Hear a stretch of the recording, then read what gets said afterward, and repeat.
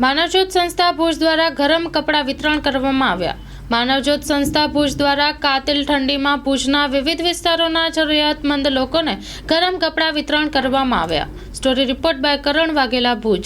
માનવજ્યોત સંસ્થા ભુજ દ્વારા તમે જોતા હશો કે અત્યારે શિયાળાની કાતિલ ઠંડી છે, લોકોને પહેરવા કપડાં નથી, તો એવા લોકોના વિસ્તારોમાં જઈને એમને હાથોહાથ કપડાં માપસરના વિતરણ કરી રહ્યા છીએ। સાથે સાથે ગરમ કપડાં છે, સ્વેટર છે, એવા જાકીટ છે, તો એવા કપડાં આજે ગરીબોના ઝૂંપડે પહોંચાડી રહ્યા છીએ। સાથે સાથે જે ઓઢવા પાથરવાની વસ્તુ છે, ખાસ કરીને ગાદલા છે, જેને આપણે રજાઈ કહીએ, ચાદર કહીએ અને કચ્છીમાં આપણે દળકી કહીએ, એવા જે સાધનો છે જે શિયાળામાં હૂંફ આપે, શિયાળામાં ગરમી આપે અને આ લોકોને એક સુવાની વ્યવસ્થા મળે, એવા હેતુ સાથે અમે જુદા જુદા વિસ્તારોમાં ઝૂંપડપટ્ટીઓમાં જઈને આવા ગરમ વસ્ત્ર, ધાબળા અને કપડાનું વિતરણ કરી રહ્યા છીએ। માનવજ્યોત સંસ્થા છેલ્લા 20 વર્ષથી આવું કામ કરે છે। લોકોની વચ્ચે રહી, લોકોની સાથે રહી અને લોકોને મદદરૂપ થવું એ અમારો ઉદ્દેશ છે ને આ કાર્ય આખા કચ્છમાં અમે ચલાવીએ છીએ। જ્યાં જ્યાં કપડાની જરૂરત હોય ત્યાં પણ અમે કોથળા ભરીને કપડાં, ગામડાઓમાં જે ખુલ્લામાં પડ્યા પાથરા છે એ લોકોને પણ અમે કપડાં વિતરણ કરતા હોઈએ છીએ।